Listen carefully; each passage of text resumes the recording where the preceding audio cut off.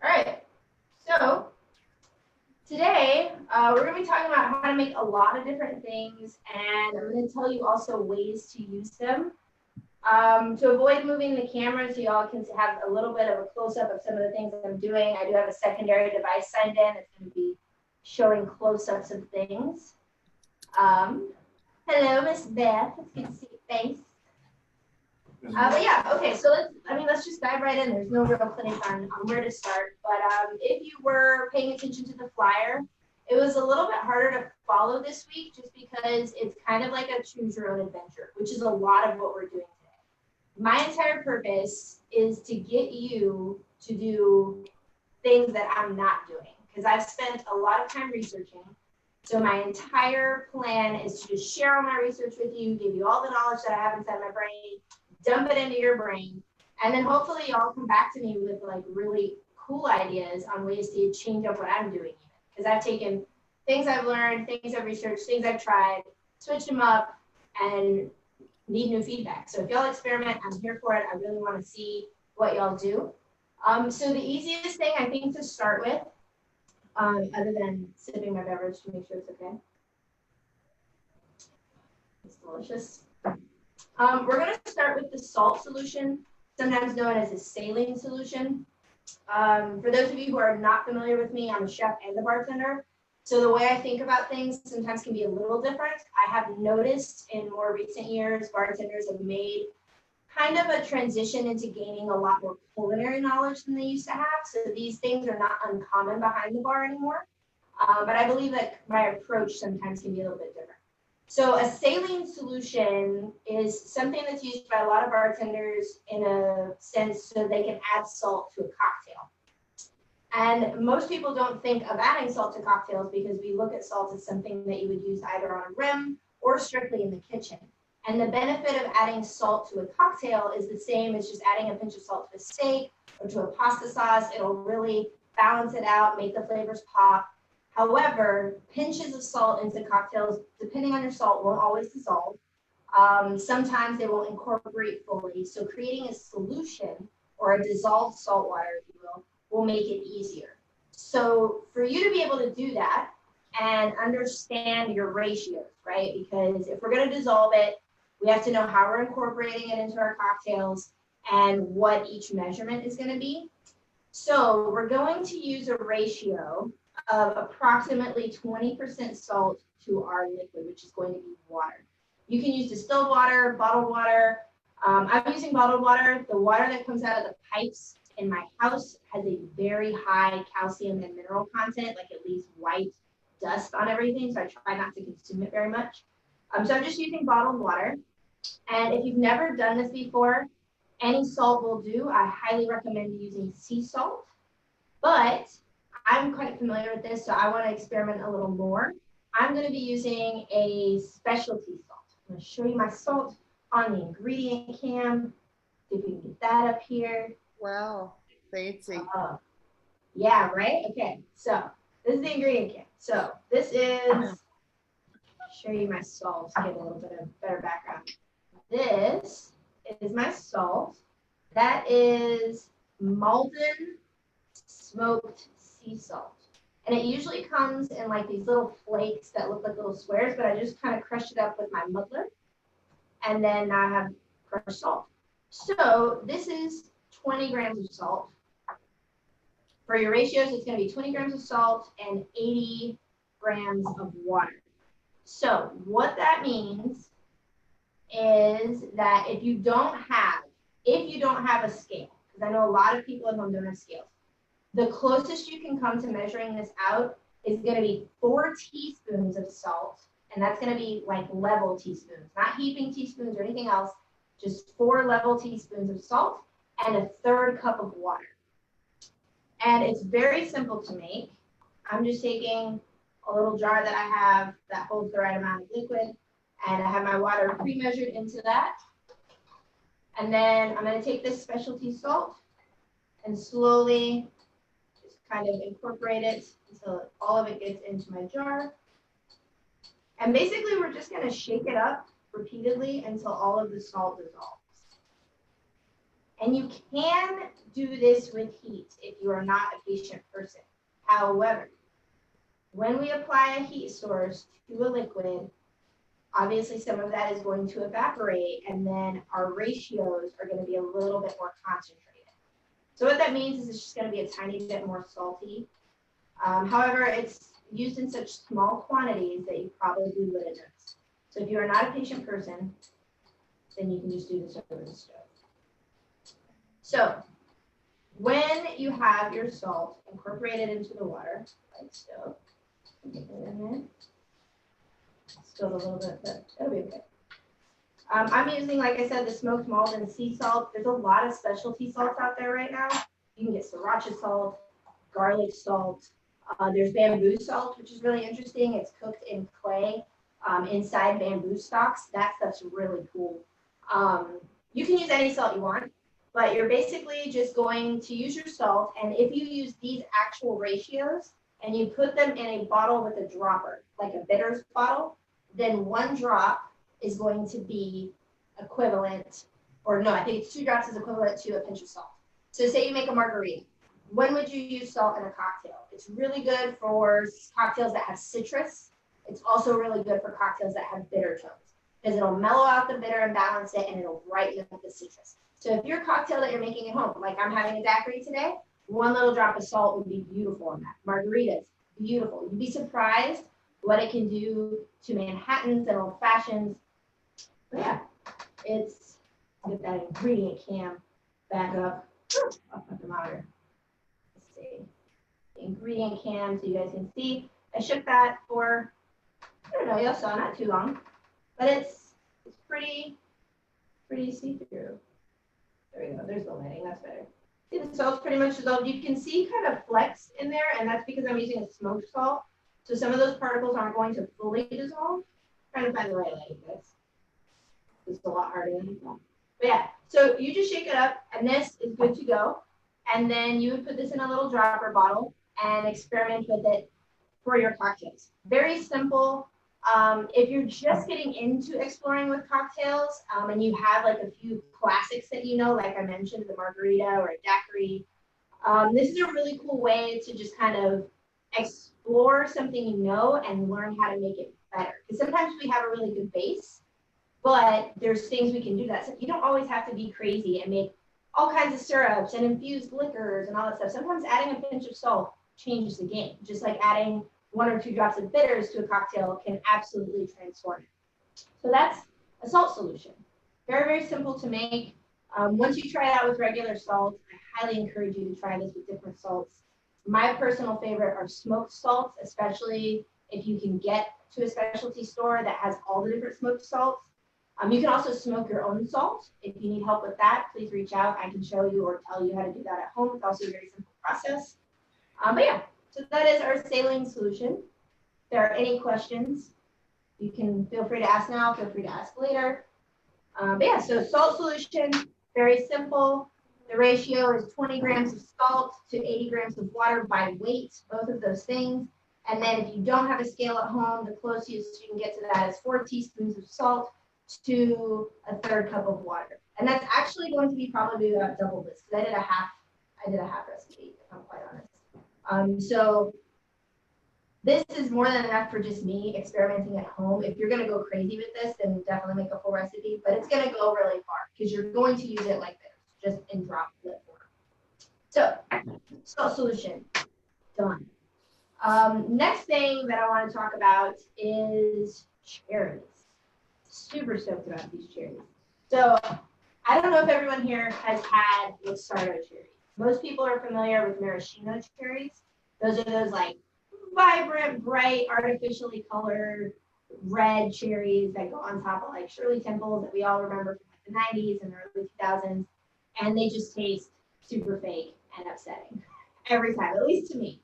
Luxardo cherries are like their very sophisticated cousin that never comes to visit because they're too good for the family. Luxardo cherries are absolutely delicious. I like them on a lot of things. I like them on my ice cream. I like them in my cocktails. I like them in my oatmeal. I like them on a stick. Luxardo cherries are delicious. Sometimes I have a really hard time being able to splurge Let's see. Yeah. You like maraschino cherries? So done.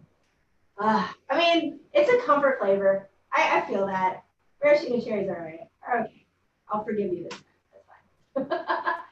I think like if you put them next to the Luxardo cherries, they're like maraschino cherries, the regular ones live in like a trailer park, and then like Luxardo cherries live in like a mansion. I'm from the South. Give me a break. Hey, no, I feel that. I mean, I feel that. It's okay. Word. I like some weird stuff. Tune in next week to see the crazy shit I've been doing this week. So, let's see. Is smoking still legal in Texas? Is smoking salt legal in Texas? Oh, is smoking salt legal? I'm trying to read from a really long distance. Is smoking salt legal in Texas? I believe so. I haven't been told anything different. If anybody watching this is with authorities that police salt smoking, forget I said anything. Can we smoke cherries? Yes, absolutely. You can smoke cherries. Yeah, these are just my nerd glasses for show. These are not my real glasses. Plus, I have everything really small so I can make the screen bigger so I can do the PowerPoint presentation. But you can smoke anything, literally anything. You can smoke tea, you can smoke salt, you can smoke flour, you can smoke fruits, obviously meats, seafoods. There's different kinds of smoking. That would be an entire class of its own. There's cold smoking, hot smoking. You can do it in your oven, on the stove, on the grill. You can also use like smoking guns to do very light smoke infusions. So smoking's like an entire category we can unpack at any point in time if you are interested in that. But I wanted to really do something with fresh cherries because they have been everywhere in my grocery stores lately and they look delicious. And I was unable to find the cheaper version of Luxardo cherries that I so love. And I was having a really hard time justifying spending a lot of money on Luxardo cherries. So I just decided I'm going to do some cherries. So that being said, these cherries that I'm going to walk you guys through, I'm actually going to make these as we're sitting here together. These are meant to be consumed within a short amount of time. So the recipe I'm giving you is for small jars, say about this much. This is going to hold, give or take, about 18 cherries. Obviously, if you don't have jars I want to say this is like a 4-ounce or 6-ounce jar. I'd have to remeasure it to be sure. But the reason being, the reason these aren't going to be something that you want to keep for a long time is that the flavor will constantly change. So once you hit the sweet spot of the flavor that you want to try and consume them quickly. So either have a lot of friends or have a guilty pleasure day and eat an entire thing of cherries. So there's 2 ways we're going to do these cherries. One is going to just be an infused cherry. Cherry, insert an alcohol, good to go. The other one's going to be making a type of syrup to put them in, and that's going to be a longer maceration. So a maceration or an infusion is when something soaks in something else to create a new product.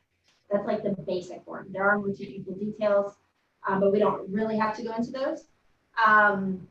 There are 2 different purposes with these recipes. So first recipe, super easy. You're gonna get yourself a jar, and then we're gonna go to the ingredient can again. Got these really nice cherries that I've spent all morning pitting, and I will show you why later, but really pretty cherries. And then I have this really nice rum that I really like called Pecan Street Rum. It is made in Texas. I'm not usually into flavored rums.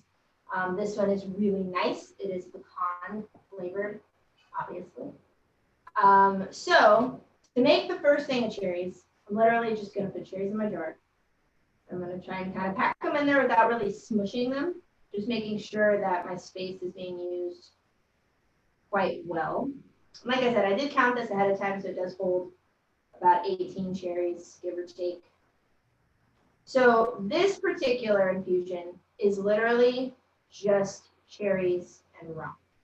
Now, I have tried this with other things. I've tried it with whiskey. I've tried it with gin, tried it with vodka. Rum works the best. And that's hard for me to say because I really like whiskey. Like, whiskey is my jam. But some reason, rum is what cherries love. So, very simple is, we'll pour some rum over these cherries. It's really hard, guys. Are you taking notes? Hope so. Okay. We gotta pour alcohol over your cherries. I like to leave just a tiny bit of room, not too much, before I put the lid on to make sure that there's enough room for it to close. The particular jar I'm using has like an inset lid. Sorry. So I want to make sure it doesn't like overflow. But you do want to make sure whenever you're infusing anything fresh into liquor, you want to make sure that it's submerged in the alcohol. Because if not, if you are infusing for longer amounts of time than we're going to be for these, if you're going over like 3 or 4 days, those parts that are not submerged can start to like turn or over ripen or start to mold, and then that flavor will slowly make it into whatever your infusion is. So super simple, cherries and rum. You can totally use regular rum. I highly recommend an aged rum over a white rum. The flavor is just going to be a lot nicer. The purpose of doing it like this, as opposed to the recipe we're going to do next, which is an actual recipe, is this will allow me to have the rum on one hand that'll be beautifully infused with cherries, and then these cherries on the other hand that are beautifully infused with rum. So doing it like this without the addition of anything else allows me to have two products. Doing the actual recipe, which is going to involve sugar, means I'm going to have a syrup, which may or may not be as versatile. So that's why I'm doing both of these. But so first one, rum and cherries. Put that back here. Now, in this second one, I have a little bitty bowl that I'm going to put about a half a cup of rum in. I'm going to eyeball it. Now, again, you can use any other spirit that you like. You can use brandy. Maybe you want a cherry brandy you want to use. Maybe a Luxardo, and you want to use that. I do recommend trying to stick to a harder liquor instead of a liqueur because we're adding sugar to this, and we don't want it to be overly syrupy. So I have half a cup of booze. In this case, I'm using the pecan rum or an aged rum. And then I'm going to add, I'm going to add 2 tablespoons of brown sugar, 2 tablespoons of white sugar.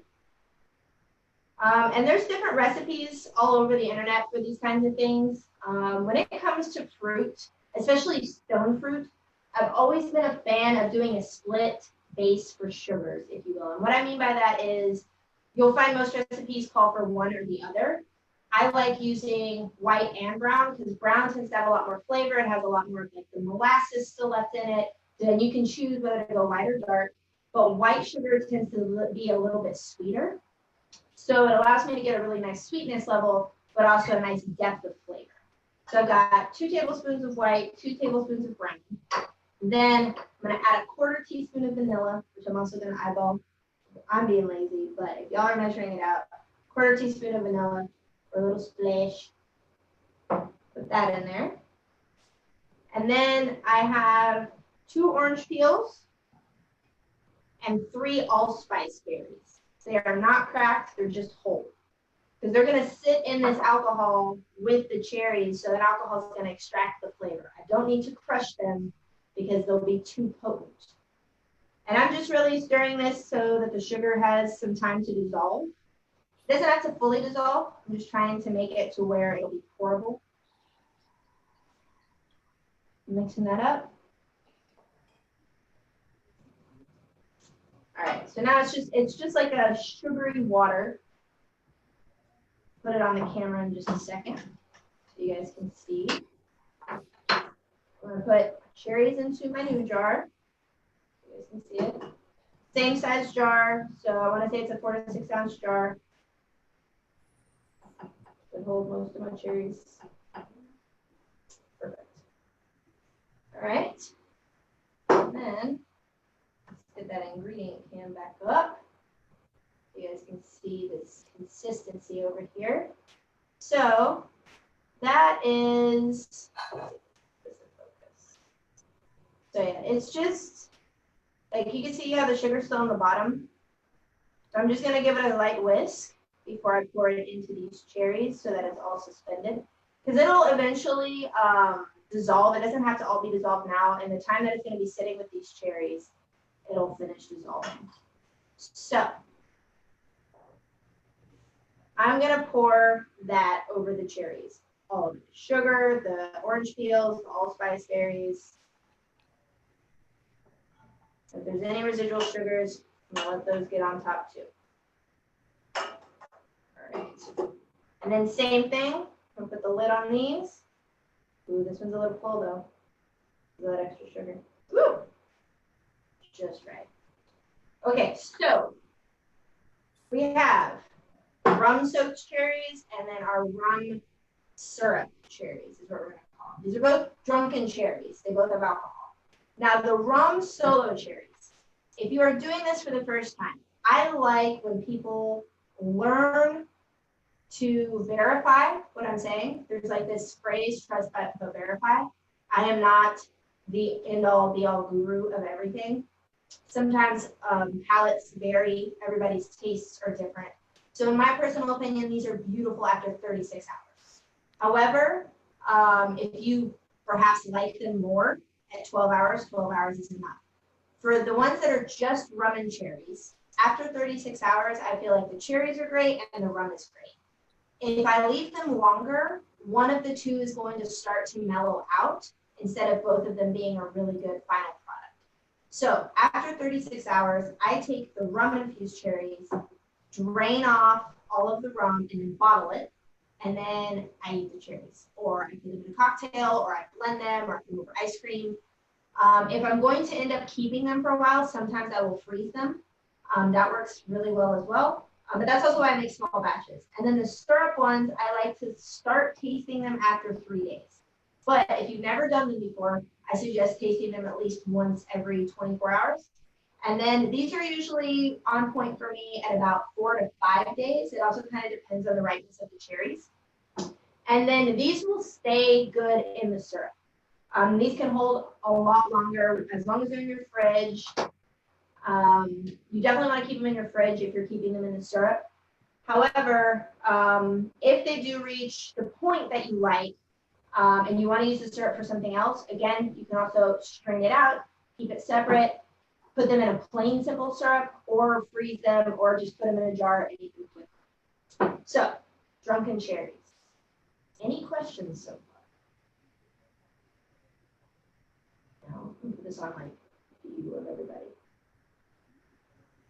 What is everybody drinking? Tell me what you're drinking. I'm gonna go check this chat because I can't read that far. Make sure nobody's talking shit to me and anything. Ooh, is that wine? Corsair. Oh no, that's Corsair. Oh, absinthe. You're just drinking absinthe on its own? Wow. Okay, you're a better woman than me. I can't do that. I feel like straight absinthe is for psychopaths, but you know. I like a lot of psychopaths, so that's good. I don't know. I've never been a huge fan of just like the strong anisette flavor ever. Let's see. How long before the cherries are ready to use? So 36 hours on the rum, 4 to 5 days on the others, but taste as you go, and then make sure that once it hits where you like it, and if this is your first time doing it, let it go bad in that sense, because like you're never gonna know. Like maybe I like it at 36 hours, but you like it at 72. So if you stop at 36, because Chandler said 36, you'll never know if you like them more at 72. So I would say if you're doing a small batch like this is why I like giving small amounts. Get to the point where I say this is my favorite, and then keep going. Take out some there, use them, take advantage of it, and then let the experiment keep going so you can verify what I say or find something that you like better. So I think that covers our current questions. All right. So far, so good. Let's see. We've done the drunken cherries. We've done the salt solution. Put these over here. Now we're going to start to get super technical. This is where you're going to want to take a lot of notes. So we're going to start easy, and then we're going to get into like the heavy duty stuff. So we're going to make our own homemade grenadine. There is a very largely mistaken idea that grenadine is basically like the syrup from maraschino cherries. It is not. True grenadine is pomegranate juice simple syrup. It's like the most easy way to explain that. There are different kinds. There's other products out there that are similar or used in place of grenadine, such as pomegranate molasses. That is an ingredient that's really common in Indian cuisine. It's really good, but it's incredibly thick, like thicker than the syrup that comes off of Luxardo Cherries. So the reason you should be making your own homemade grenadine is when you buy grenadine that isn't homemade, it's usually artificially flavored. It's also artificially colored. There are some commercial varieties that are all natural or homemade, but they tend to be this like really dark brown because they don't want to add in agents that they don't want to add in agents that affect the flavor but help oxidation. So I like to make my own. Once you make your first homemade grenadine, you're gonna want more of it because it tastes so amazing. It's just really bright, really vibrant, and really customizable. And I'm gonna tell you why, because usually it's got 2 ingredients. So 2 main ingredients, if we're making a simple syrup with pomegranate juice, are gonna be pomegranate juice and sugar. So I didn't have a hot plate. I wanted to have a hot plate, but obviously my my setup is limited. So I have preheated pomegranate juice, and I have it in a Yeti cup, staying warm. And it's not like boiling hot. It's like slightly above the temperature that you would use for a baby bottle. But your ratios are going to be equal parts. So for the grenadine recipe, if you're trying to write it down, it's going to be 8 ounces of pomegranate juice, which I have in this one. Like I said, mine is lightly heated. I'm going to pour it into this bowl. You can do this in a pot on the stove over a very low heat, just like you can with a lot of simple syrups. So 8 ounces of pomegranate juice or a cup of pomegranate juice and a cup of sugar, which by weight is going to be 200 grams. I'm using just regular white sugar. So you're going to put those 2 together. And I'm going to sit here and stir this while I talk to you guys about grenadine, and it's going to dissolve. You can actually make simple syrups without the application of heat. You can literally just stir until all the sugar dissolves. Most people are not that patient. You can also put it in a jar and shake the ever-living crap out of it until all the sugar dissolves. If you're trying to get a workout, it's also a really good little way to work out your arm muscles. But I don't know, I've gotten into a couple discussions with fellow bartenders because I'm usually like the outlier that likes to heat my syrups. And there's the same science behind the salt thing. If you're heating it, you cause some evaporation, and then obviously your ratios are a little different. There's a whole chemistry makeup that changes, but the chef in me just loves what heat does to things. So if you heat your simple syrups, but you want to be friends with your local bartender, don't tell them that you do that. You can just keep that between us. So very simple, pomegranate juice and sugar. Now, when you're making your own homemade pomegranate juice your own grenadine syrup, and you want it to stay good in your refrigerator for quite some time, if you do these things, then it'll last like a month. It can last a little longer. It depends on how clean your utensils are, how cold your fridge is. But what you can do is you have a couple options. So all of the following ingredients are optional. The only 2 that are necessary are pomegranate juice and sugar. If you buy pomegranate juice, please try to get the 100% pomegranate juice with no added sugars. If you can only find ones with added sugars, then you will need to adjust your sugar ratio. Now, if you also have, if you only have access to pomegranate juices that have added sugars, then I fully support the addition of a little bit of lemon juice. Some people add, for about this amount, about 1/4 of a teaspoon of lemon juice. It'll help preserve it, but also if you're using a juice that had added sugars, it'll help brighten up the flavor a little bit. I don't like using that when I'm using actual pure pomegranate juice. I mix the lemon. You can totally add it. It's a very minimal amount. It's not going to be crazy different. But I like to add an ounce of vodka, flavorless. You can do a little bit less if you had Everclear. This is going to help preserve it. So once you have your mixture going, show you guys on the cam. I'm really enjoying having this little ingredient cam going. If I can manage to figure out how to juggle it. But yes, so you can see there's very little, let's see if I can get that stuff moving. There's very little sugar left on the bottom. It's pretty much dissolved. And then I'm gonna add in my vodka, stir that around. And then we get to my, you like my baby whisk? This is like the whisk I hate the most because it's got like the colors and the silicone. I'm one of those chefs that I wish everything I owned was stainless steel and white, but you know, I'm glad you like my whisk. But yes, so then we get to the highly customizable part. My favorite thing about homemade grenadine is you have the ability to use it in really simple cocktails, right? So like say a dirty Shirley, where you have something like a regular dirty Shirley would be grenadine, Sprite, vodka. No big deal. But if you take that and you decide to like make it pretty much homemade and you choose maybe a different soda, whether you go for club soda or maybe one of those like artisan lemon lime sodas, something that's a little nicer, maybe you use like a Pellegrino lemonade, you pick a really nice vodka. The beauty comes from your grenadine. So as is, it's going to be gorgeous. Right now, this is good to go. But the secret ingredient is flower water. So I am partial to two different kinds of flower water. For this one, I happen to have orange blossom water at home. So for this ratio, I'm going to add 1/4 of a teaspoon. Not a lot. A little goes a really long way when it comes to floral waters. So the beauty of adding this is then when you go to put your grenadine in a cocktail, there'll be this little je ne sais quoi type of aroma that you can detect, and then everybody's going to just be like, I don't know, but every time I go and have, you know, Miss Beth or Algie's Dirty Shirley's or whatever you're using your grenadine in, they're just different. And I can't tell you why, but they're different. Okay, I see a lot of questions. Let me talk over it. Answer some questions. Yeah, I did say flower water. When I'm saying flower water, it is actual flowers. So if you are, do not put gravy in your grenadine. We're not talking about flour and water like wheat flour. We're talking about flowers that come in your garden. So there are ways to make your own flower water. I'll show you this one. This one was actually available in my grocery store. It's just, it was in the spice rack. My liquor store also sells some.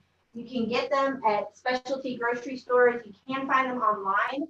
There is a liquor brand called Fee Brothers. They make bitters, but they also have an entire line of floral waters. And you can make waters from pretty much any edible flower. You can have elderflower water, rose water, orange blossom, jasmine, hibiscus.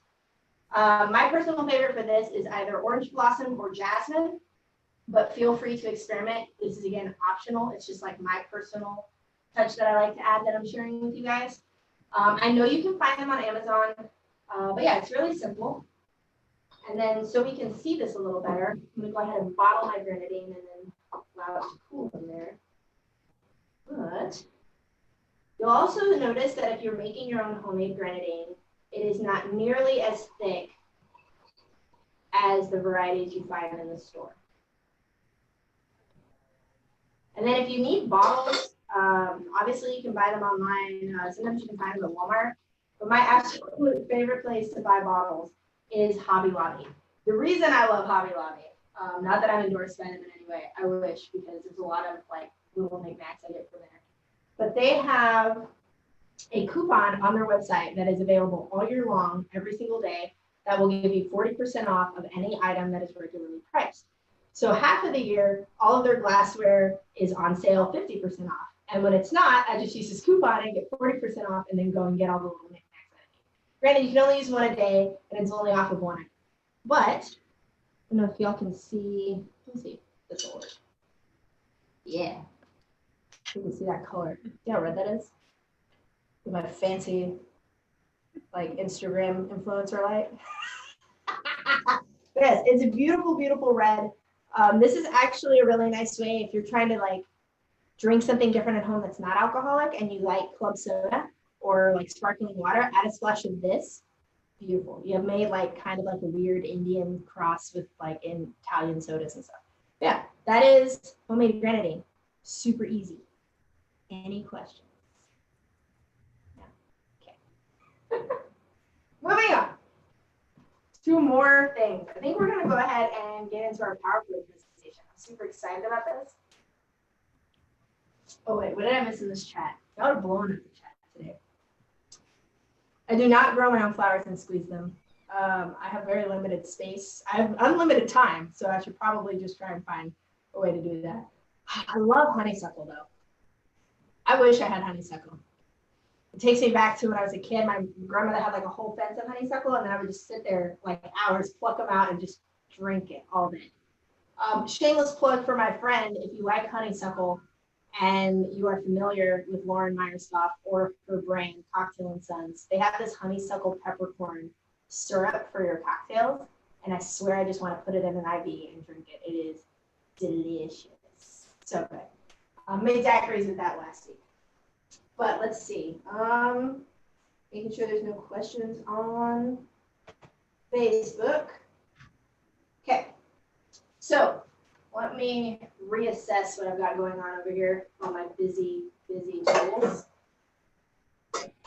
Consolidate all your things and then get roommates that are in charge of cleaning all of your cooking stuff because you give them free cocktails. That is my best recommendation on how to do this stuff at home. So we are now going to talk about some really cool sciencey stuff on how to make your own vermouth, how to make your own tinctures, and how to make your own bitters. So this is going to be a lot of information. If anything is confusing, it is probably easier for me to answer as we're going along, unless you're like very specific about your question later, and I'll be more than happy to always get back to you. But let's see if I can manage to share a PowerPoint presentation. And forgive me if it looks like it was made in the 90s. My skills for PowerPoint date back to when I was probably in middle school. So let's see. I'm going to do the whole share my screen thing. So when I share my screen, it should overtake everybody else's screen. I'm not going to really be able to see the chat quite yet. So I'm going to go back and forth between sharing the screen and not sharing the screen so we can do things as I'm talking about them, I think. We'll see if that actually works. It's a lot of technology, guys. I'm going to need a break to just do shots when I'm done with this because this is kind of stressful, but in a fun way. Okay, so I've got that. And then a presentation, I think. Yay! All right. So shout out to Miss Kelly Rivers, who inspires me to do PowerPoint presentations. If you've ever seen hers, please do not judge me by the same measure that you are judging hers, because she does this a lot. Okay, so we're going to go over tinctures, bitters, and vermouth. And as the subtitle says, it's just random information Chandler thinks you should have. None of this is like the end-all be-all for any of these topics. Guaranteed, you will definitely find information out there that varies from what I'm telling you. This is just a compilation of what I believe is the best way to communicate the knowledge. Because some of it gets really technical, some of it makes it not as fun. And I want you guys to have fun with it. I want you to experiment. So, turn like a page. Did everybody else see that? Super cool. Okay, tinctures. Tinctures are characterized by a few different things. Tinctures are usually single ingredient infusions, and there's different ratios you're going to want to use. We will get into that here in a minute. But generally speaking, if you have a fresh ingredient, you're going to use a 1-to-2 ratio, 1 being your fresh ingredient, whether that's your like basil or your fresh cherries, and then 2 being your alcohol. So if you're using Everclear or vodka, which we will also get into here in a minute, it'd be like 1 ounce of cherries to 2 ounces of your alcohol. If it's a dry ingredient, say you're using coriander seed, then it's going to be a 1-to-5. 1 being the dry ingredient, 5 being your alcohol. So if it's 1 ounce of coriander seed, then it's going to be 5 ounces of your alcohol. And then here where it says water soluble does better in lower proof. When we talk about all of the different ingredients, because we will here in a minute, that you can put into tinctures, a lot of people think straight to herbs. Tinctures are used a lot for medicinal purposes. And when it comes to herbs, there's 2 really big categories, loosely speaking. And the way I usually explain it to people is if you are familiar with herbs, the most common herbs you'll find are sage, thyme, oregano, basil, mint, cilantro. And those all have the same thing in common in that they're a leafy herb. But if you ever take a basil leaf and try to kind of press it between your fingers, it's very thin and delicate, rips easily. And then if you take like a rosemary leaf, not the sprig, but the leaf, and try to press it between your fingers, it will really hold up. It's like hardier. So water soluble means it has a higher water content. It's softer. So if it is something in that category, such as basil, cilantro, mint, they do better in a lower proof infusion, which would mean something closer to vodka, which is like at a 40% ABV, as opposed to like Everclear, which is impressively close to pure alcohol. And the reason for that is just because it will over extract and become bitter and unpleasant if it's in a higher proof alcohol. So that's the base for tinctures. I think, let's see. Yeah, okay, so let's stop here for just a second. So for tinctures today, I'm making tinctures that I'm going to later use for bitters. So if this does get confusing, please stop me or just let me know. So for tinctures today, I'm going to be using different ingredients that I will get into when we do bitters as to what they're good for. But I have these 5 little jars. So you get the ingredient cam so you guys can see them up close. But, okay, let's see. I'm going to do it from the other side so there's better lighting. Is that better? Yes. Okay, so that one is going to be, crap, what is this one? This is the one I had to buy as a substitute. This was supposed to be wormwood, and instead I have angelica root. That's what this is. So this is angelica root. Those are dried apricots. That is going to be kaffir lime leaves that I have chopped up. That's lemon peel that I also peeled. It has very, very little pith, and I'll explain that here in a minute. And then I chopped it up so it would fit in my jar. And then these are roasted cherry pits. I don't know if y'all remember that I pitted those cherries this morning. And then I have these here for an infusion, and I'm going to explain that as well. So those are the ingredients we'll be using to make infusions. And let's talk about some ratios. So I have a bittering agent known as angelica root. There are so many different ones. It's going to be on the bitters slide from the PowerPoint when we get into that. But there's wormwood, burdock, all kinds of stuff. Angelica root is just one of a ton of different ones. So because it's dry, I'm using the 1:5 ratio, which means I'm going to weigh it out. Now these little jars hold 2 ounces of liquid in theory. At least that's what it said when I bought them. So because I have the 1:5 ratio, I measured out a fifth of 2 ounces. I have to do math and do this all night. So a fifth of 2 ounces into my jar, and I used a scale for that. So if you don't have a scale and say you're doing this with like tablespoons and cups, then you would do like 1 tablespoon of ingredients for 5 tablespoons of liquid. That would be a 1:5. So I am going to be using Everclear for this. This is a nice dry herb or root in this case. So I'm going to measure out 2 ounces, and I'm going to pour that over my roots. Now, it's really important to find the right size jars. So as I'm doing this, if these are not the right size jars, we'll find out together. And that is because obviously the ingredients inside are going to try and displace some of that liquid. Some things are fluffier, if you will, than others, but this one seems to fit perfectly. So I have my 2 ounces. Everything is submerged in the water, in the alcohol. So just so you guys can see, I've got my liquid there. It's in my tiny little jar. And let's see, is that a question? Yes, I did. I weighed out 0.4 ounces. My scale is not like incredibly precise, but it is with ounces. It's not incredibly precise with grams. It won't measure anything under 3 grams if I have it on the gram setting. But for ounces, I can get it to do different things. So 0.4 ounces of my angelica root, and then I have 2 ounces of my Everclear. Best tools to have when doing these experimentations: Sharpie, masking tape, notebook. So for this particular one, I'm going to make a little label. And on this label, the information that you want to have is your ratio, right? So in this one, I have a 1 to 5. And then I'm going to want to write down the time that it is infused. So right now it's 3:53. So I use military time. You can obviously put AM and PM if you would like. And then I'm going to put the date.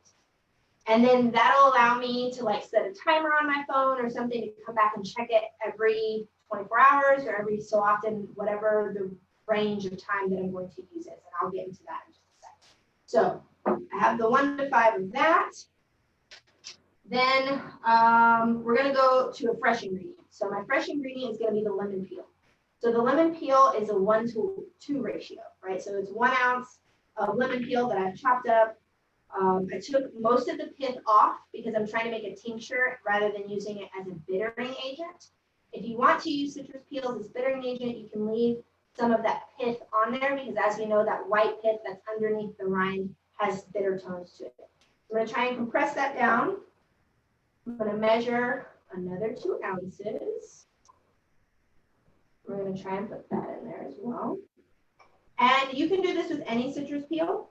You can do it with grapefruit, with lime. Whew, this is going to be a little shy. All right, so this one I'm going to leave here, and then I'm going to put it in a slightly bigger jar in a little bit. So this is having trouble settling. So it's like it fits just a little bit over 1.5 ounces. So I need a slightly larger jar for that, which will be fine.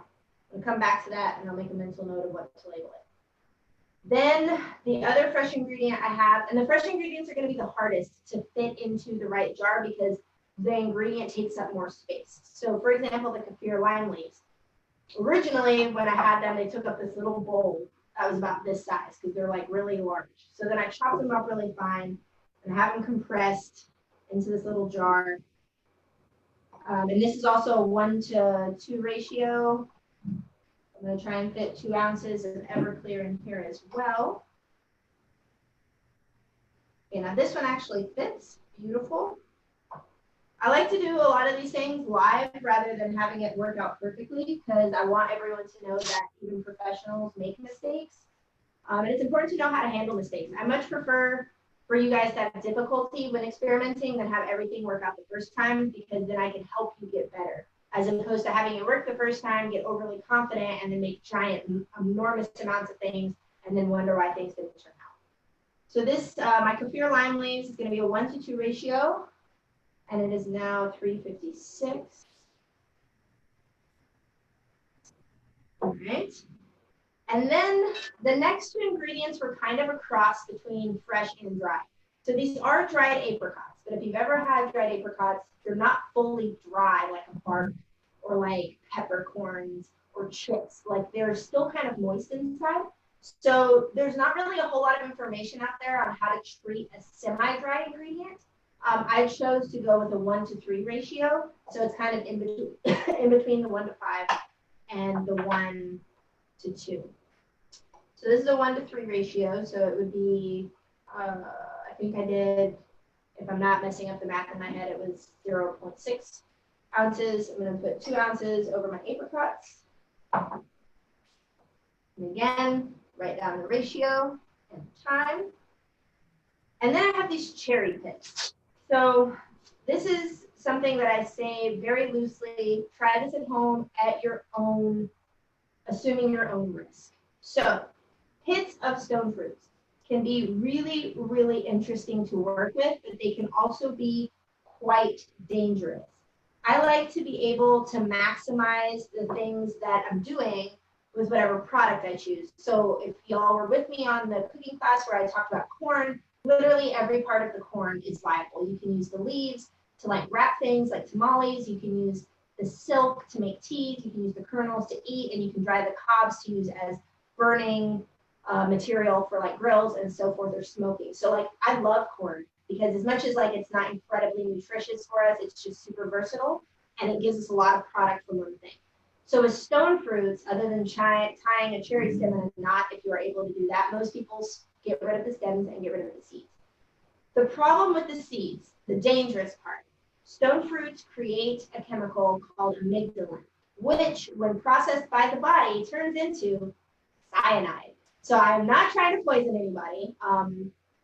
Tread carefully. There are different things that people make with stone fruit pits. And some stone fruits, much larger ones, such as like an apricot or a peach, you can crack them open and take out the internal kernel, which is much smaller. That can still have some of that residue on it. So the best way to use these, if you really want to experiment with them, I love the flavors because you get like this interesting nutty fruitiness that's like, it's like the perfect cross between like an almond and a cherry without it being one or the other. It's a very fascinating flavor to work with. It's really nice in tinctures and bitters. It's beautiful in ice creams. It can be used as extracts. But so the way we would go about this is heat. Heat will destroy the amygdalin, which will then not allow it to process into cyanide when we eat it. So when you have pits that you want to use, if you really do want to try this at home, you want to roast them in the oven at 350 for between 10 to 15 minutes. I always choose the higher end of that scale to be on the safe side. So I pitted these, tore off as much of the little bits of fruit that were still on there so that they would be able to roast quicker. I didn't want to wash them because I did want some of the residue on there of the fruit itself, not the amygdalin/cyanide. So it's just the roasted, see if I can get you guys up close so you guys can see what they look like. So I pitted them and they looked really moist. And then now, as you can see, they're a little bit darker than they were. They're not as bright red. And they almost look tacky because the sugar's kind of like condensed on the seeds. But these are roasted for 15 minutes at 350. So I'm going to be using these because they're kind of fresh, but they're also kind of dry because I roasted them. So I wasn't really sure what the ratio I should use was, so I went with what I did with the apricots, and I'm going to do a 1 to 3 as well. So I'm going to put 2 ounces over those. Ooh, that's just barely. That's probably going to overflow. Yeah, just a little bit. It's going to overflow just a tiny bit too much. All right, we'll come back to that one as well. So those are my tincture ingredients for today. I have the kaffir lime leaf, I have the angelica root, the dried apricots, the roasted cherry pits, and the lemon peel. Now, for tinctures, let's get into, once you've done this, what's next? I have all these notes to make sure I don't miss anything. Okay, so things to keep in mind. You want to let these sit for, if you're using Everclear and not like vodka or gin, or if we're using anything between like the 40 to 50% ABV type thing, you want to let them have at least 10 days. But if we're using a higher proof, such as Everclear, you want to start checking these at about 5 to 7 days.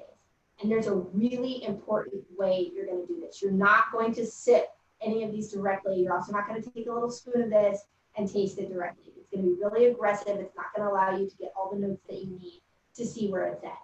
So what you're going to do is take a small spoon or a little dropper, put about 3 drops in your hands, and then rub them together and then smell them. And that will let you know the strength of the aroma, because the heat from your hand and it being all over your skin and allowing you to kind of cup your face is going to allow you to have a really nice sensory experience. So if all you smell is alcohol, then obviously they haven't infused enough. If you smell subtle cherry, then maybe you want to give it some more time.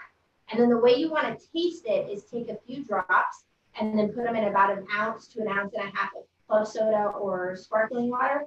I prefer sparkling water because some club sodas have a little bit too much salinity, which is like a saltiness to them. So I like to put a few drops in sparkling water and then taste it, and it should taste like something other than sparkling water. And the longer you leave these, the better the infusion will get to a point. After about 2 weeks, the alcohol will have extracted pretty much all there is to extract. So if at that point you feel like it's still not where you want it to be, you can drain out whatever the ingredient is, reserve your liquid, obviously, and then just re-infuse it. There is no limit on how many times you can re-infuse these liquids. So if, say I did the apricot one and I strain it 2 weeks from now and it's just not apricot-y enough, then I can do this again and just re-infuse it with some more apricots so I don't lose this particular batch. And the next time I'll increase my ratio. So that's the basics for tinctures. Now, tinctures are really nice to use. You can use them just like you would bitters. It gives you more of a singular note. So I like using them in less complex cocktails, such as like a daiquiri with like a few drops of a cranberry tincture or an apricot tincture in this case. Instead of it being complex, it's just a really nice new note added to a cocktail. They do really well in highballs. So maybe you have a whiskey highball, which is usually just like a whiskey and soda, and then you add a couple drops of one single tincture, and that's going to give it this really interesting flavor profile that is kind of hard to put your finger on without it being bitter. So now that we're back on bitters, let's go to the bitters part of this PowerPoint presentation. And I know we're running a little over time today. We usually try to keep this to an hour because there's so much information I want to share. So if you do have to bounce, it's totally fine. This does get, it stays on the Underground Cooking Club page. It also gets posted into the Pandemic Pinup Happy Hour if you need to come back to it for any kind of reference. So tinctures we went over, so bitters. So bitters are a little different. Bitters can either be a multi-ingredient infusion, which means we make a blend and then we infuse it into whatever our alcohol is, or it can be blended single ingredient infusions, which is what I'm going to be doing after these tinctures are done. So blended single ingredient infusions means you've made a bunch of tinctures and then you're going to blend them to taste. I really like this method because it allows you to make more mistakes. Because if you make a multi-ingredient infusion, then once it's infused, it's really going to be hard to fix because you don't know what went wrong or how much of what went wrong. It's my cue to sip a daiquiri because I'm talking a lot. However, blending single ingredient infusions means, okay, I'm going to test it out, and I have a ratio that y'all can write down here in a minute on how to blend different tinctures to create a bitters. And that way you can be like, oh, it was a little too heavy on the lemon, so now I'm going to do another trial and error and go a little bit lighter on the lemon.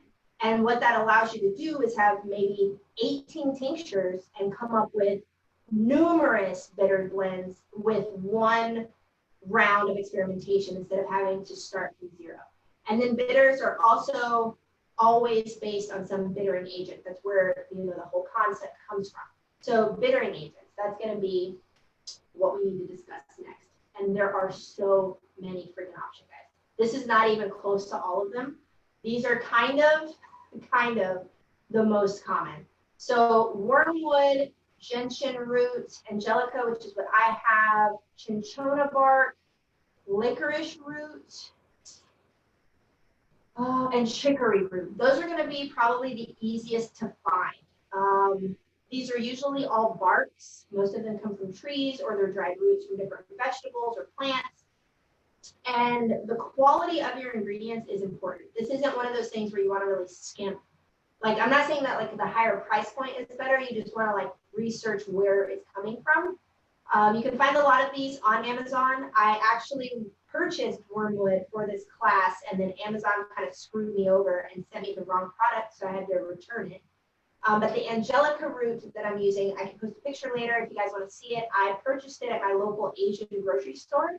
So most of it is in Korean, but it had a translation on the label, and I bought it there. There's also a lot of really cool websites online. I think there's one called Mountain Herbs. A lot of the holistic stores will have them. So if you need help finding a good source to find these kinds of things, let me know. Some of these might be ingredient flavor profiles that you are familiar with. Licorice root tastes very similar to licorice. Sarsaparilla, that's the main ingredient in root beer. So it's going to have kind of like that Coca-Cola type of flavor to it. Marshmallow root, however, does not taste like marshmallows, unfortunately. So you won't be making marshmallow flavored bitters. That would need you to add in something different. So these are all going to provide different levels of bitterness, different flavors of bitterness. Think of these the same way we view baking spices. So if you don't know what baking spices can be, usually are like cinnamon, allspice, clove, nutmeg, cardamom. And when we think of all of those ingredients, we think, oh yeah, they kind of make me think of like pie or like cake or coffee. Like they're all kind of warm. They're a little bit spicy, but not spicy like peppers. They're spicy like spice. They have kind of a commonality, but at the same time, cinnamon tastes very different from clove. Clove tastes very different from cardamom. So bittering agents are similar but different. Same, but different, but same. So when you start making bitters, I usually recommend, we'll go into like how to build bitters, but you're gonna try and pick one of these to start. So next, flavoring agents. Also, so many freaking options. You don't have to pick one from each category. We'll go into that in the next slide, but these are literally just a few of your options. Herbs, literally any herb that is edible. Nuts, obviously, I know there are more than 3 types of nuts in the world, but these ones are ones that are not used as commonly in bitters. Walnuts are, but like hazelnuts and peanuts don't get used a whole lot. Not because they're bad, but just because they're hard to market. Spices, again, tons of different kinds. And I also want you guys to expand your thinking.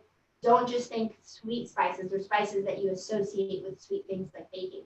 Like coriander seed, celery seed, mustard seed. I know those sound kind of crazy, but they add different flavor profiles that can be really nice when added to cocktails. Flowers, we went over this with the flower waters from the Grenadine, but you can buy a lot of edible dried flowers that are really good for this. So chamomile is one that I didn't, oh yeah, I did that. Chamomile or chamomile is easy to find because you can usually find pure chamomile tea at most grocery stores. Hibiscus is actually easier to find than most people realize. It's usually in the Hispanic section of your grocery store. Lavender and rose can be kind of pricey. Elderflowers can be pricey too. Hops, maybe you live really close to a beer, like a homebrew supply store, they will be able to sell you hops. Hops are a bittering flower. And they also have different kinds. There's citrusy hops, floral hops. So that could be somewhere really cool to experiment.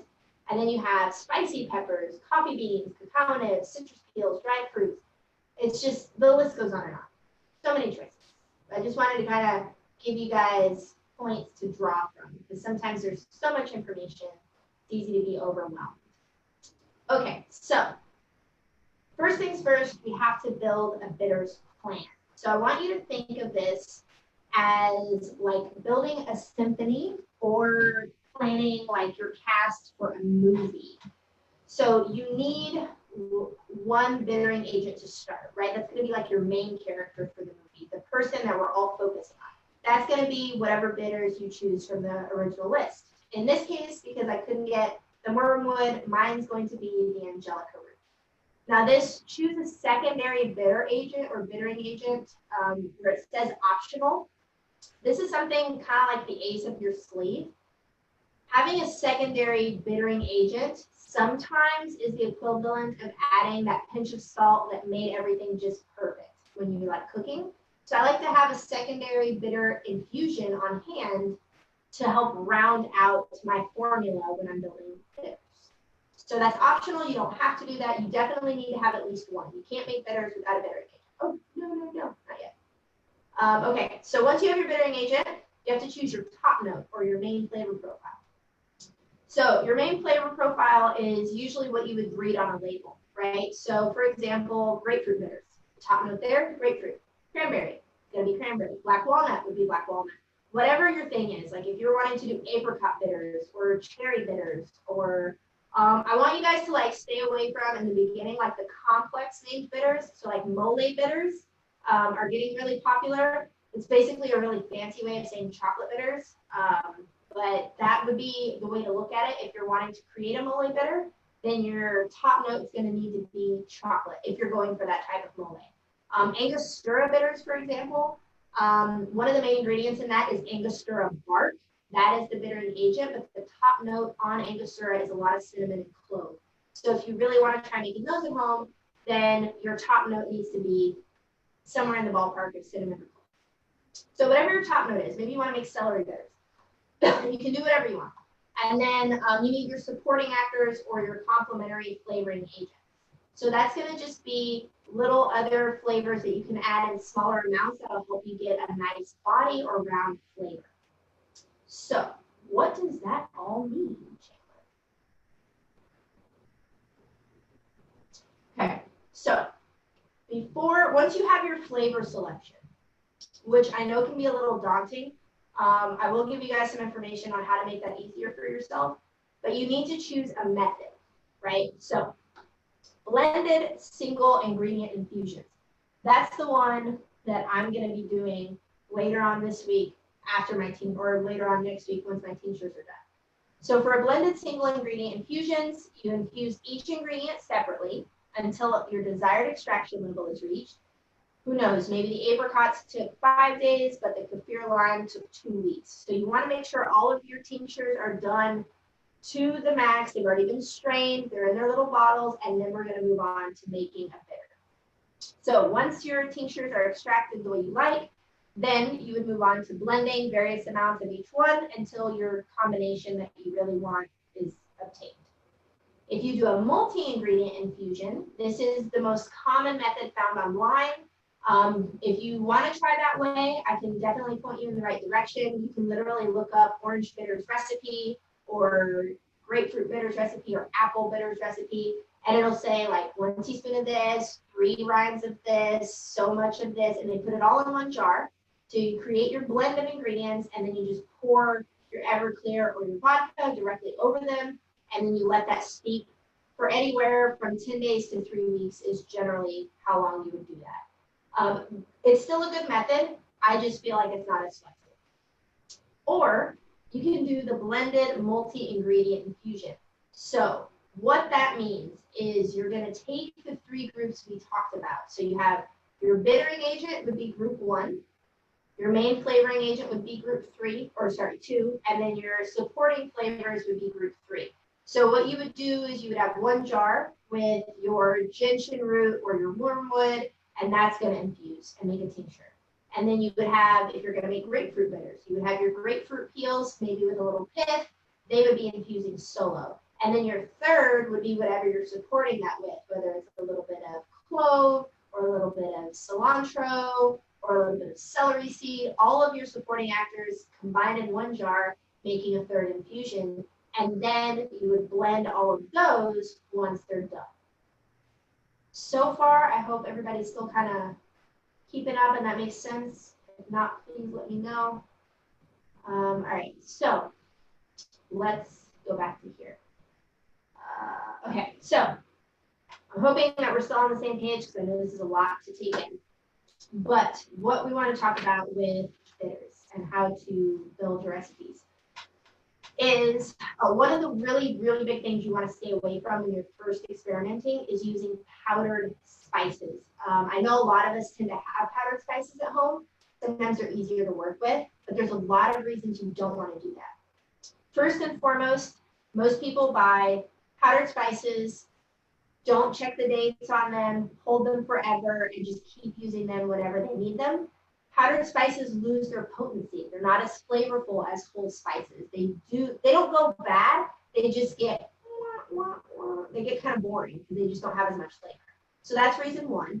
The other reason is it's going to create a cloudier infusion that's going to be a lot harder to strain if you don't have the right equipment. So if you're making tinctures like these, you really only need a fine mesh strainer. Sometimes like a coffee filter or a cheesecloth can be extra helpful. But if you have powders, it's going to be a really large headache. So you want to stay away from powders. And then if you're trying to think of like, where do I start? What recipe do I use? I want to build and I want to choose, but Chandler, you gave us so many options. What do we do?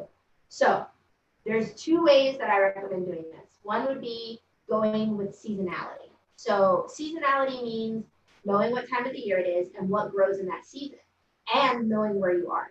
So right now in Texas, there's a lot of cherries, there's a lot of peaches, there was rhubarb, there's celery. So all of those things that grow in the same season usually complement each other. You don't really see people eating like peach pie for Thanksgiving because it's more of a summer thing. And while it would be delicious, because who doesn't like peaches, it would be one of those things where it would just be kind of odd and it wouldn't really combine really well with the flavors that you see in like the fall, such as sage and nuts and cranberries and like things that grow in colder weather. So a really good way to start is figuring out what's seasonal. Most of those ingredient flavors will meld together very nicely. Or if you want a very specific flavor profile. You can say you want to do celery bitters, but you don't know what goes with celery. Look up recipes, like actual food recipes with celery. Look up a celery salad and see what they put in there. Maybe they put in like strawberry and orange and goat cheese and some other crazy stuff. And you're like, okay, so celery combines really well with strawberries and orange. So if celery is my main agent, I'm going to make a strawberry tincture and an orange tincture, and those are going to be my supporting flavors. Maybe you really like PSLs, also known as pumpkin spice lattes. Pumpkin spice lattes usually have pumpkin, they have dairy, they have pumpkin pie spice, which is usually a combination of baking spices. So if you want to make pumpkin spice latte bitters, then you would look up what's in pumpkin spice lattes, and then you could make pumpkin your main ingredient or your main flavoring agent, and then all of the other ingredients for support. The bittering agent is going to be a lot of trial and error. Some people like one more than the other. The other, like another example would be mole. Mole is a recipe that varies region to region, family to family. Most people in the United States are familiar with the chocolate-based mole recipe, and mole has like, I don't know, 40 ingredients at a time, give or take. It has chocolate and tomatoes and sugars and all kinds of stuff. So pick and choose, really. And then one of the things that most people don't realize is bitters sometimes do have a little bit of sugar. So it's good to have a tiny bit of a sweetener on hand for when you make your blend, so that if you feel like it's really good, but it's just like missing something, you add like 1/8 of a teaspoon of honey or a couple drops of agave, or maybe even just a pinch of sugar, shake it up, dissolve it, and it'll round out your flavor. So if you're going to blend like I am, this is going to sound absolutely crazy, but this is how you're going to do it. So you're going to think of your bitters as if you have to build an ounce. Let's see. No. Okay, I'm missing this in the chat, but I'm going to come to it in a second. So if you are going to blend your tinctures, make sure I'm not missing. I missed some, but okay. You want to think of your bitters as if you're building the flavor based on an ounce.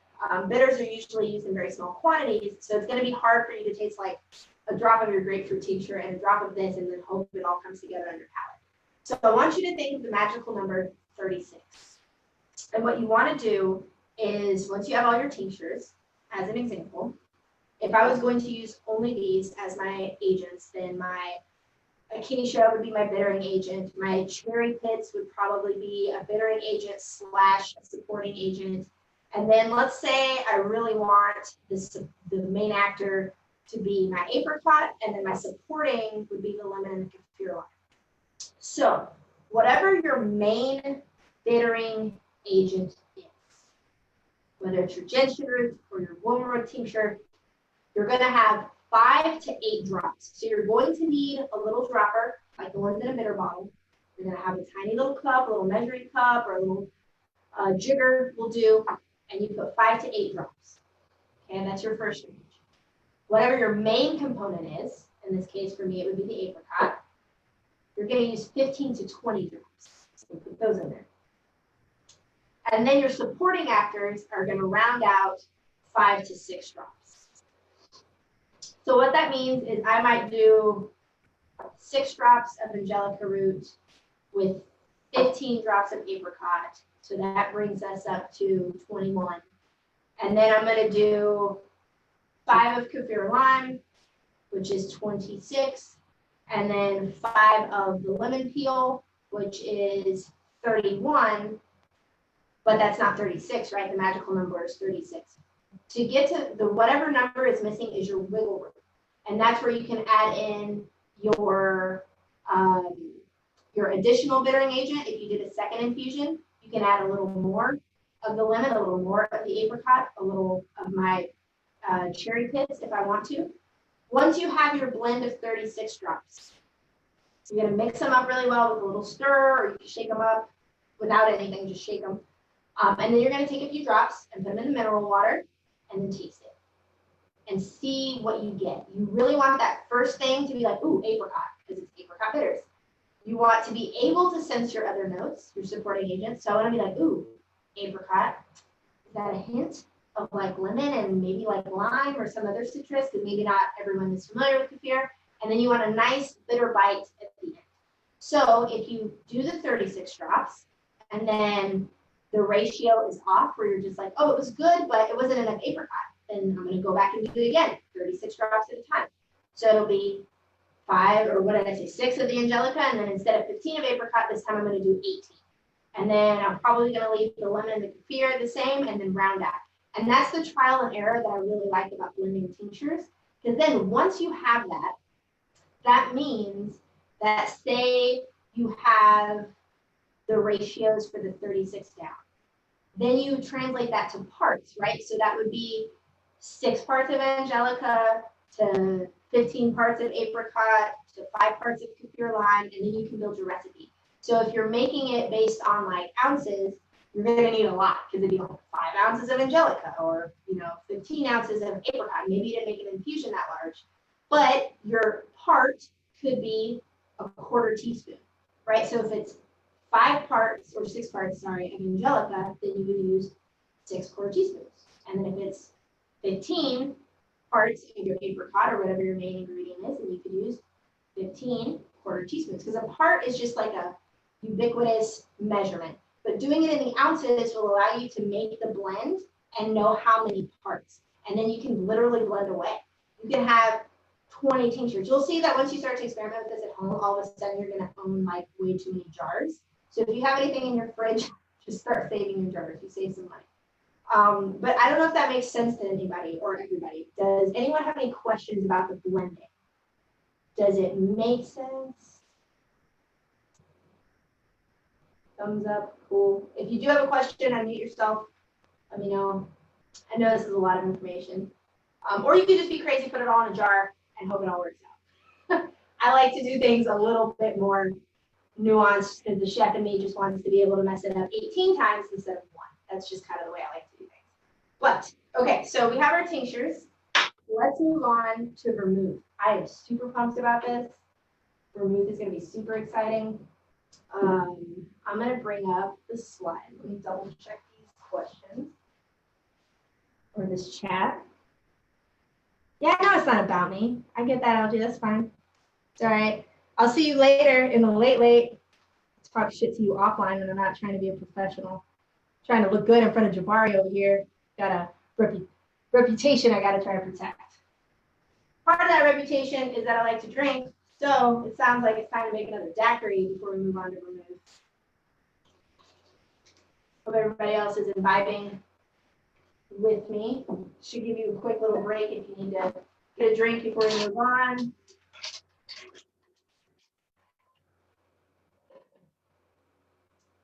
All right.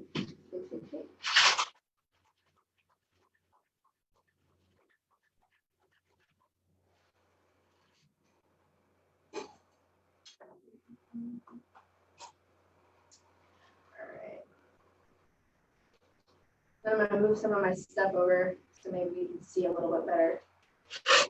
I definitely have some more involved work coming up. So let's see. I'm going to tinctures over to the side. I'll get back to these ones that overflowed. And let's see. So far, all right, Facebook seems fine.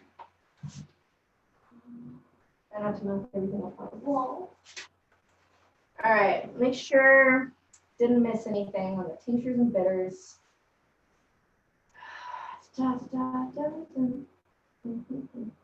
Oh, okay. So one thing I did want to point out that I forgot, if you are making bitters or tinctures that have citrus peels, when you go to strain them, I just use like a regular fine mesh strainer. I happen to have one that's like cocktail size, but if all you have is a pasta strainer, just use a large bowl and then put it into a measuring cup.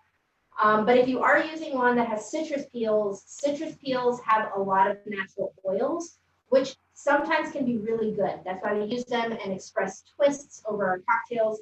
However, in bitters, you don't really want those oils staying in there. You just want the infused flavors. So when you go to strain those, you definitely want to use a coffee filter or a cheesecloth because that will help catch some of those oils and avoid them going into your bitters. So yeah, I think that covers bitters and tinctures.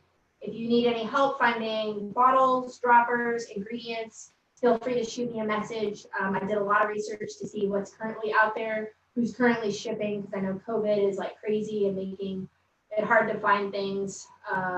So yeah, let me see.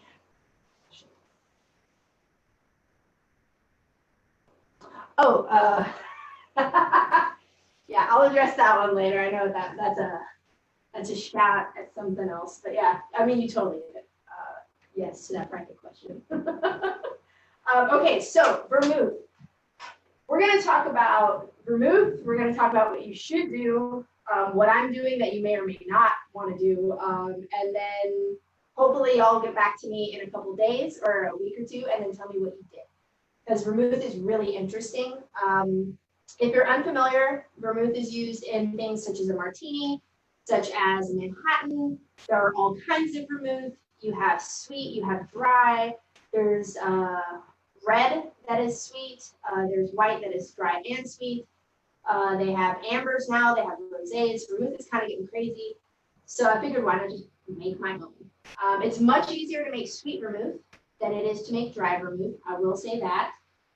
Just because it's just easier to find the ingredients. It's easier to manage. It also lasts a little bit longer because the sugar content helps preserve it. But let's do the share screen thing again.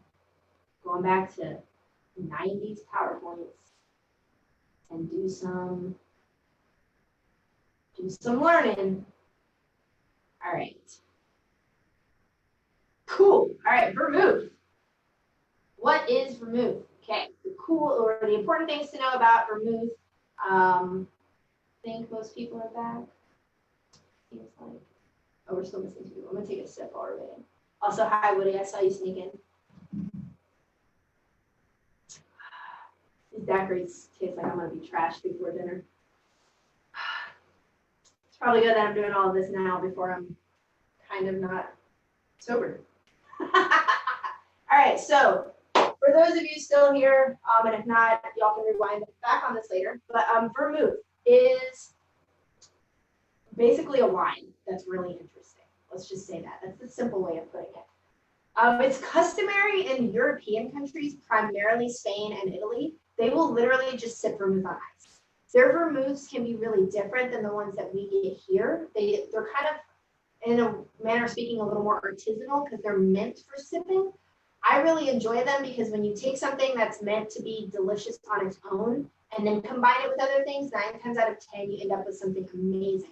Instead of having something that's like kind of middle of the road and then mixing it with something and making it good. I like stuff to be good on its own and then good together and then just, all around a fantastic option.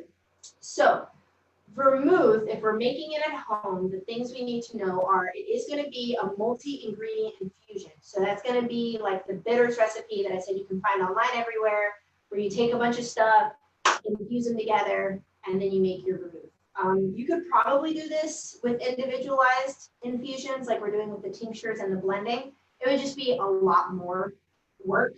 And then you're going to need a fortification agent. So vermouth and other wines are considered fortified. That means they have an additional alcohol content added to them. Other wines in this category would also be sherries, ports, such as those things. A lot of those are fortified by adding like vodka or brandy or other wines that are higher in proof. So the 2 things to remember, multi-ingredient infusion, and you will need a fortification agent. So to make vermouth, we need to choose a method.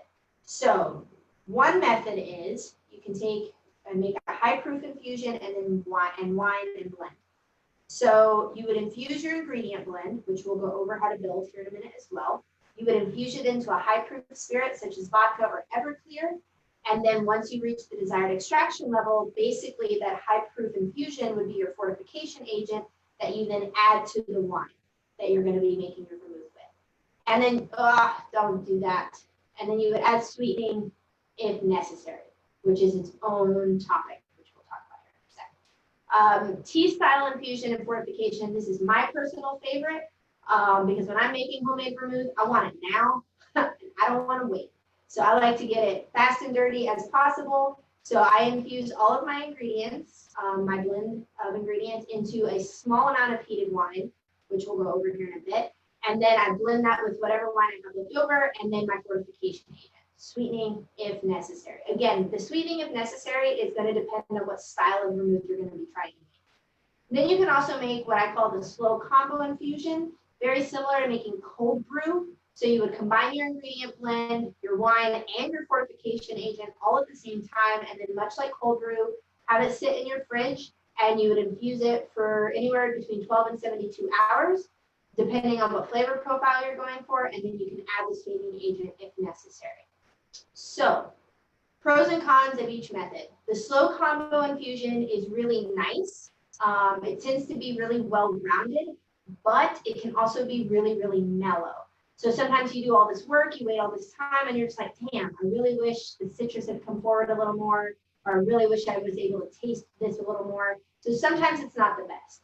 And then if you do the high proof infusion method, sometimes depending on what your ingredient blend is, you're gonna have an infusion that might over extract some of the ingredients. So maybe you were using chamomile and celery, and then maybe you used basil for all I know. And then what happened was the basil sat in there too long, but the celery and the chamomile were really nice, but the basil got bitter. So now you have an infusion that is good, but not great because not everything in the blend does well. That's why I personally just like the tea style, because you start off making a small infusion. If it doesn't work, you toss it, do it again. And then once you have that, you're good to go and everything is easy. So I like the blue method. There's obviously these other two. Please try them all out if you really want to. There are people who actually like brew and ferment vermouth from scratch at home. Definitely not my wheelhouse. If y'all need to be in touch with somebody who has all that equipment and can tell you all about that science, I can totally do that and put you guys in contact. But that's not for me. I'm trying to get it now. So, sherry. We're going to come back to the sherry cheat sheet. So, about the vermouth. What we're going to talk about is I'm going to give you guys an actual recipe. This is going to be the vermouth I'm actually going to make like now. And then give you guys some wiggle room to try this at home. A few pointers on how to like deviate. And then if you want to, just take my recipe, throw that out a window. Imagine that's a window. Just throw it out there and then do your own thing. So important to know when you're choosing a sweetening agent. A lot of vermouth recipes that you find online will sweeten the vermouth by making a hard cracked caramel, which means you take sugar, you're going to cook it on your stove until it reaches the temperature that is high crack, which is basically hard enough to make candy. It gets like a caramel color to it. It gets really nice and hard if you let it cool. And then they'll let that happen, take it to that temperature, pour it out on a pan, let it cool into candy, and then crack that up, and then dissolve it into something, whether it's like juice or alcohol or more wine, and then they'll take that and pour it into the wine. So it's really nice. It allows you to create a new depth of flavor because you're caramelizing sugars. But again, a lot of work. I'm trying to have my vermouth now. So for me, I like to take some shortcuts. So sweetening agent if necessary. You can do the caramelizing the sugar method. Some people like to just have like honey, agave syrup, simple syrup on hand. You can add all of those. Vermouths, if you're making sweet vermouths, or even if you're making dry vermouths, benefit from a tiny amount of sweetness added. I don't like to add in syrups because it changes the consistency too much for me. I don't like my vermouths to be incredibly viscous or thick, so I cheat. So my method, the blue method, which I'm calling the cheater method, goes as follows. You're gonna make your ingredient blend. So I'm gonna can this up so you guys can see what I'm actually going to be using. So, let's see, did that spotlight? There we go. Okay, so I have orange peel, vanilla, cumin seed, pink peppercorn, cardamom. This is more of my angelica root, saffron, and chamomile. And most of this was very easy to find. I found that in both of these in my Hispanic section. Saffron can be really expensive, but if you have a Hispanic section in your grocery store that has the little packets of spices on a little rack in plastic baggies, that saffron cost me like $1. It's still really good quality, smells great, has a good flavor. So I know people like to spend a lot of money on saffron. It's not always necessary. Vermouth gets its name from wormwood. Vermouth is German for wormwood. So wormwood is the traditional bittering agent in vermouth.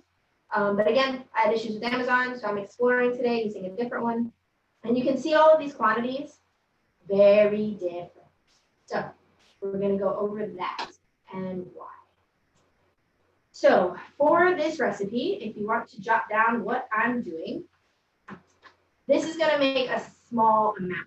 Because if you haven't done this before, I like to, again, make small amounts. That way you can adjust. And then once you get it, this batches up really easily. You can just multiply and all of the ratios will still be fine. And then you can make a whole bottle. But this way, if you don't like what you did, you still have leftover wine that you haven't messed around with that you can drink. So I'll be using 375 milliliters of dry white wine. You can use a Pinot, is probably the most popular. I'm actually not using that today, but that's what I'm going to recommend you guys use. I'll tell you what I'm doing because I got a little crazy here in a minute.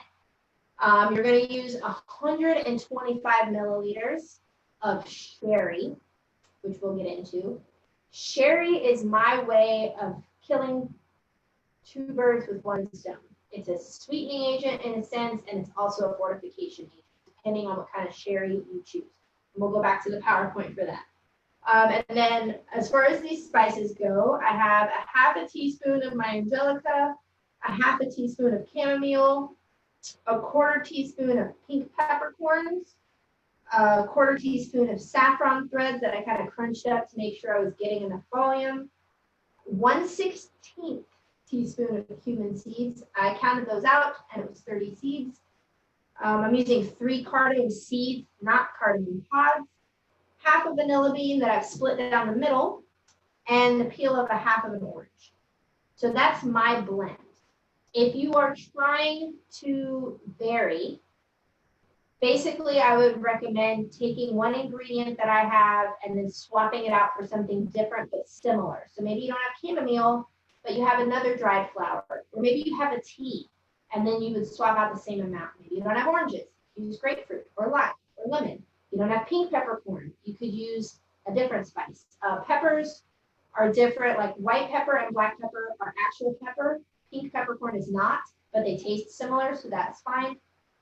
Bittering agent, whatever you have on hand. Saffron, entirely optional. You can definitely find a ton of recipes online for homemade vermouth that use wildly different ingredients. This is just my personal favorite blend. Took a lot of trial and error.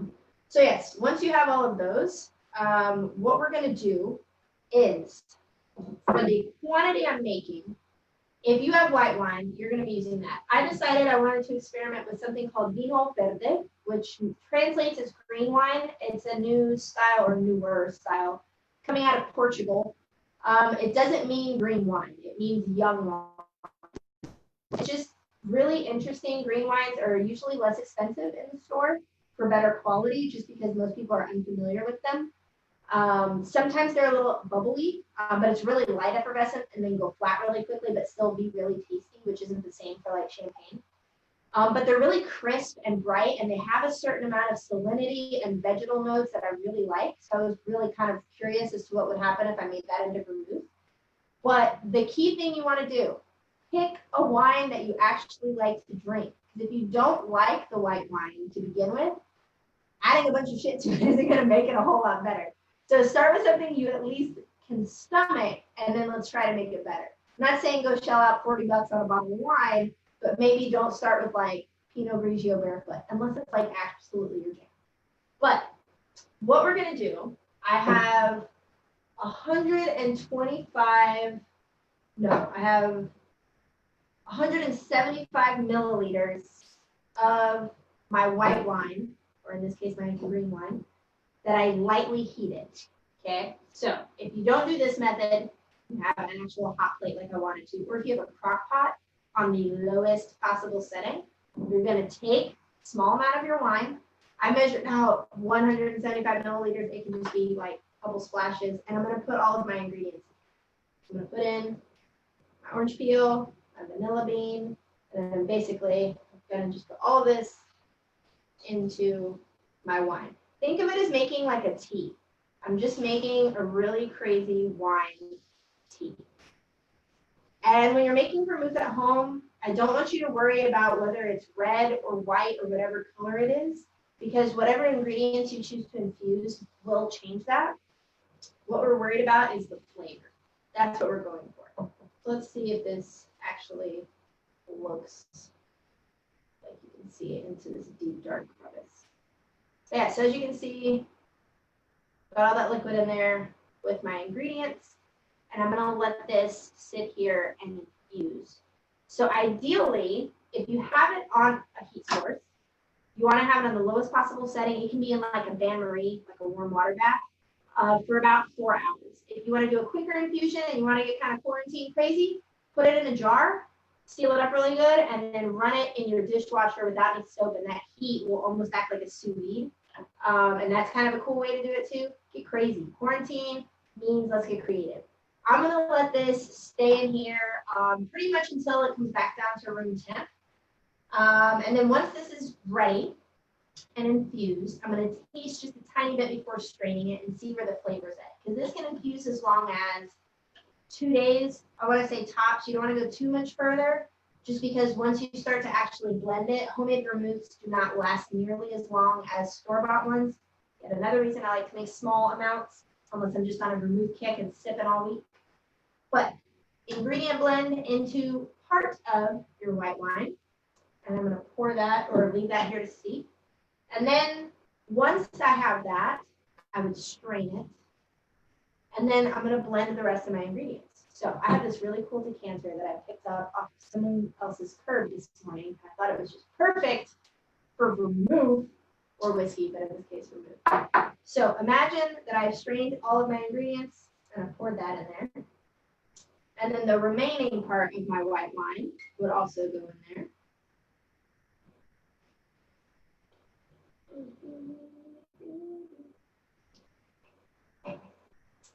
And then I'm using Amontillado or Amontillado. I don't know how people who don't speak Spanish say it. Amontillado or Amontillado. Amontillado sherry. So before I add that, let's discuss sherry. So sherry is a fortified wine. It's its own category. It's got its own little quirks to it. If y'all want to dive into sherry on another thing, we can. But for the purpose of vermouth, you just need to know, is my sherry sweet or is it dry? And I made like a little cheat sheet so that y'all could figure that out if you are unfamiliar with sherry. So dry sherries are going to be fino, manzanilla, amontillado, which is what I have. Oloroso sometimes is dry, and palo cortado. So if you select any of those bottles, most likely your sherry is going to be dry. All of those are not equal. Some of them are extra dry. Some of them are a little bit sweet. Some of them are richer. I tried to line them up to where it's like most delicate to most robust, but that is not necessarily the case depending on what brand you're looking at. Again, pick a sherry that you like to sip on its own. That way, if this doesn't go well for you, you at least have products that you still like to drink. Sweet would be cream sherries. There is a belief that cream sherries are terrible because they're added sugar, but newsflash, a lot of sherries have added sugars. That's part of the process. So if you are getting a cream sherry, just kind of see where it's from. Pedro Jimenez, also known as PX sherry, is also in the sweet category. Moscatel is a type of grape and a type of sherry, always sweet. And if you find an oloroso, there's usually 2 different bases, but if it states that it has a Moscatel base, it's going to be sweet. So if you're trying to make a sweet vermouth, you would want to select from this category. If you're trying to select or make a dry vermouth, you want to select from the dry category, knowing that not all of these are created equal. So in my case, I have an Amontillado, and I'm going to add in 125 milliliters of this sherry. And those sherries have like a darker color. Some of them are kind of light, but that's why I don't want you to really worry. about the color of your vermouth? Because we're just all about the flavor right now. So imagining that my strained infusion is also in here, what I would then do is put this in my fridge and let it sit for at least 2 hours to just kind of let the flavors marry together. And then I would taste it. And after that, you can decide whether or not you want to add more of a sweetening agent. Again, you could add more sherry, you could add the caramel, you could add agave, you could add honey, you can do whatever. If you need more flavor in your infusion, you can take that same amount of wine, heat it back up a little bit, double up on your ingredients or whatever ingredient you want to come through a little bit more before straining it. But this is a recipe designed to sip, but once you have it, I highly encourage you to try it in any of the cocktails that you are familiar with that have vermouths. There are a lot of crazy combinations out there. I've seen people make Manhattans, which are traditionally made with sweet vermouth or red vermouth. I've seen them do it with dry vermouth. I've seen people make martinis, which are usually dry vermouth with sweet vermouth. So get out there and experiment. As Miss Frizzle would say, get out there, make messes, make mistakes, I think, or get messy. Not really sure. I haven't seen that in a while. But yeah, that's very simple vermouth. I know some of these processes don't look like I've actually done anything today, but I will be posting pictures later on throughout the week so y'all can kind of follow my progress. And I really hope this encourages you to try out your own. Please hit me up with any questions, whether you need resources or you need like access to Chandler Hotline for what you did wrong or what you did right. I want to know what you're doing. I want to know if it doesn't work. I want to know if it does work. If it's really good, put it in a box, ship it to me. I'm about it. But yeah, so just to wrap it up, because I know we've gone quite longer than any of our other classes. Next week, I'm going to be doing cocktails appropriate for being outside in the heat, specifically barbecuing. It's going to get a little weird. I had a challenge put to me by my colleague, Woody. So one of these cocktails will actually have barbecue sauce as an ingredient. And I was messing around with it today. And let me tell you, I'm prepared to batch these suckers next Sunday because it was delicious. I'm kind of upset, but I'm also kind of happy. Like the chef side of me is like, of course it tastes good. And then the bartender side of me is offended that it tastes that good. But there is an actual cocktail with barbecue sauce in it. I'm also going to be making a mocktail that I really like. I make it a lot when I'm working outdoors, bartending outdoors, or just partying in general on like the river out here in Texas, because it's designed to keep your body heat regulated, so you can be sipping it all day next to your cocktail and not have to give one or the other up, hydration, flavor, or alcohol. And I thought about making boozy milkshakes because I know I had that conversation with Woody as well, but I'm from Texas and I love a snow cone. So we're going to make some boozy snow cones and it's going to be awesome. So stay tuned. I usually post all the information Sunday or Monday within the group. It's also posted on the Underground Cookie Club. There's always a list of what to make ahead of time, what to shop for. If you have any questions, always reach out to me if you need help finding substitutions, because I know coronavirus made it really hard to access a lot of things. There are always ways to find what you need. So if you're on Facebook, I'm going to go ahead and end the live. Thank you for tuning in. I hope to see you guys next Sunday. If you're in the Zoom,